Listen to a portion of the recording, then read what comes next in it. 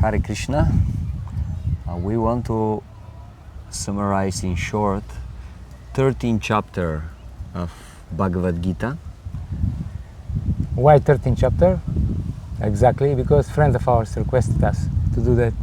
So we just try to please him. Yes. So the first 6 chapters of Bhagavad Gita, they describe the process of action, how to achieve good results by acting in this material world. And this process is called Naishkarmya, meaning performing your duty with knowledge that you are spirit, you are soul, and with attachment to the result. And then the second 6 chapters of Bhagavad Gita, they are teaching us that we have to perform these activities with knowledge, with detachment. At the same time, we have to do our activity for the pleasure of the Lord. This is bhakti. So the first 6 chapters generally are known as karma yoga, and the middle 6 chapters of Bhagavad Gita are known as bhakti yoga, and the last 6 chapters, they are known as jnana yoga, because they are giving us knowledge to help us analyze what is our condition in this material world, how we are conditioned by the modes of material nature. How we are entrapped, and we are entrapped by our attachment to a certain combination of the 3 modes. Yes. Therefore, these last 6 chapters are called Jnana Yoga, and the big major part of them are describing the 3 modes. Yes. And this 13th chapter begins with questions, many questions from Arjuna. Well, there are six questions. Maybe you can read. Arjuna asks, what is nature? What is the actual enjoyer of nature? What is the field of activity? Who is the knower of the field of activity? What is knowledge, and what is the object of knowledge? Okay. And basically already in the beginning, in the second verse, I believe, Krishna starts explaining, and he is saying that there is a field, and material world, material elements, this is the field of activity, and also our body, which is also part of those elements, is the field of activity, and the soul, which is inside the body, the spiritual living entity, this is the knower of the field. And there is a second knower of the field, which is Paramatma, the Supreme Soul, who is conscious of all the bodies of all the living entities. We are conscious only of our body. And then in verses 6 and 7, Krishna is describing in details the field of activity. The body, and also the combination that the elements in the body, when they come together, they produce, like for example, different feelings, love, hatred, desire, hatred, happiness and distress, the living symptoms and convictions. Yes. Well, this list is not exhaustive. These are not all elements, but these are some of them. But the point is that this is also part of the field. So this field is the field is built by 24 material elements. The 5 great elements: earth, water, fire, air, ether, the false ego, the intelligence, the manifested stage of the 3 modes of nature, the 10 senses, the mind, and the 5 sense objects. So this is the field, and the different interactions of the field are, as we said, desire, hatred, happiness, distress, the living symptoms, and convictions. Basically different situations through which we are passing in this life. So I'm going to read a little bit from the book here. In other words, we observe the world through our senses and experience it in our mind, where all sense data is assembled and analyzed in terms of our false ego, identification with the body, and the resultant desire to be the independent controller and the enjoyer. So we notice the attractive and repulsive features of the field of action in our mind. They translate as desire and hatred, happiness and distress. And then we need living energy to operate and enjoy the field of action. We need some energy to enjoy this world. And we have our set of convictions which we believe will allow us the best possible interaction with the field. So we try to enjoy the field according to our ideas about life, in other words. So all this happens, and we try to squeeze out some happiness from this contact between senses and sense objects. And this is the field of activity and the interactions inside the field. Another important thing is that our convictions are not us. We may have many opinions, but this is not the soul. They change in due course of time. In this life, we may change our opinion. In next life, we may have different opinions. And then, what's next? So then in verses 8 to 12 is described the process of getting real knowledge. And it's interesting that many different qualities are described there. Why? Because real knowledge means you will develop a certain ways of thinking and acting. It's A not value system. Yes, it's a value system. It's not just knowledge, information, but the real knowledge means developing a character, developing certain qualities. So if we really get proper knowledge, that means we'll act in a certain ways. And how we are going to act is described in these verses 8 to 12.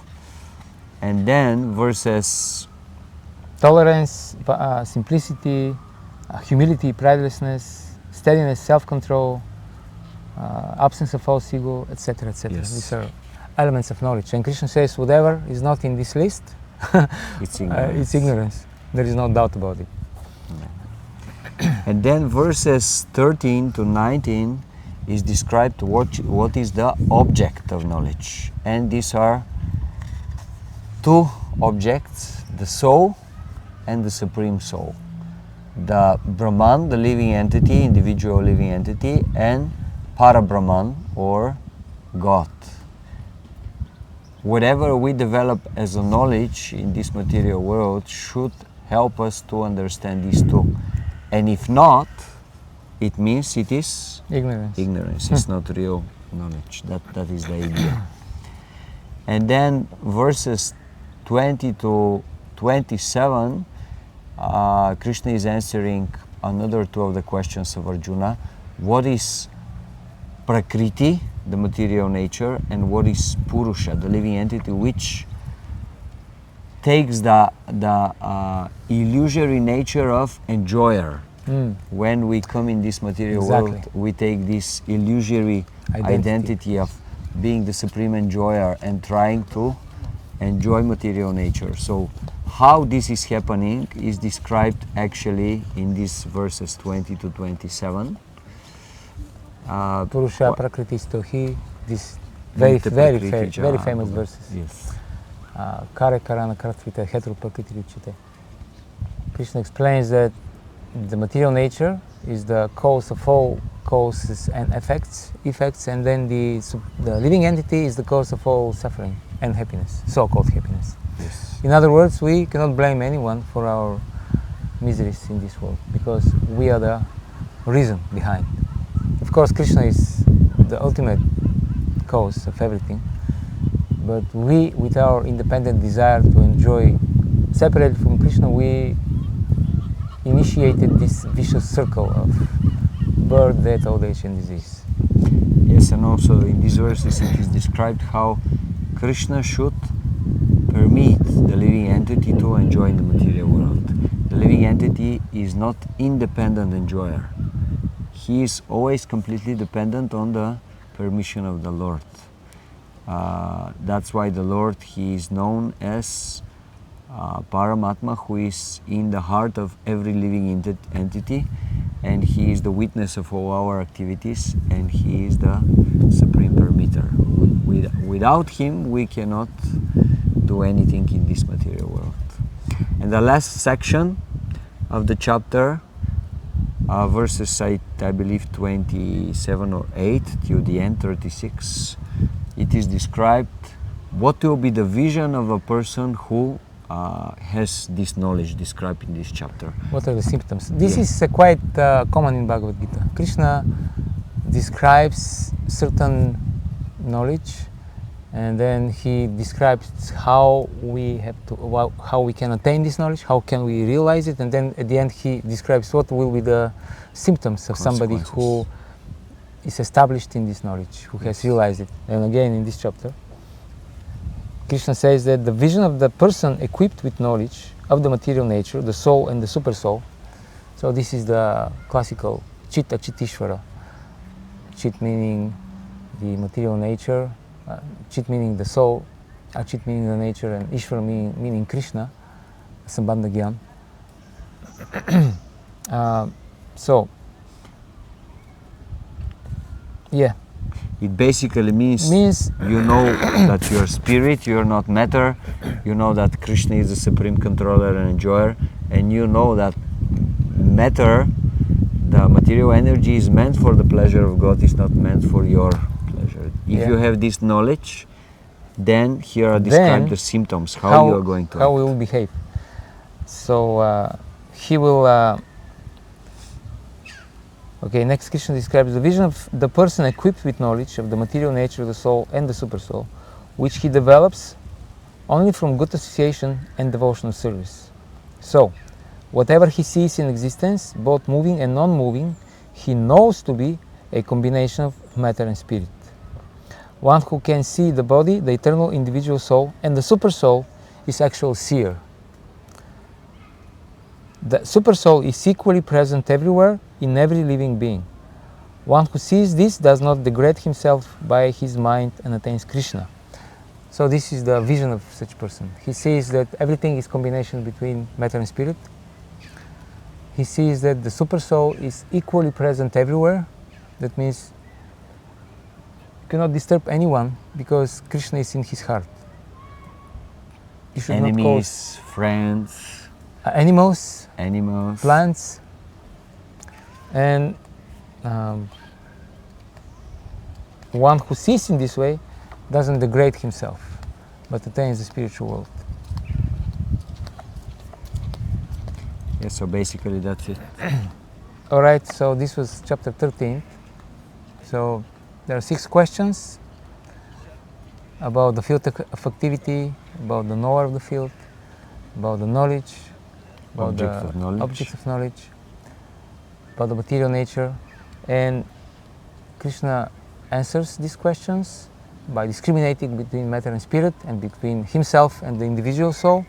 He explains that knowledge means to know the soul and God, and knowledge will manifest through values, through certain good qualities, not just through having information about stuff, which is not enough. And then at the end, Krishna describes the symptoms of somebody who has this knowledge. Oh, that's it. Hare Krishna. Hare Krishna.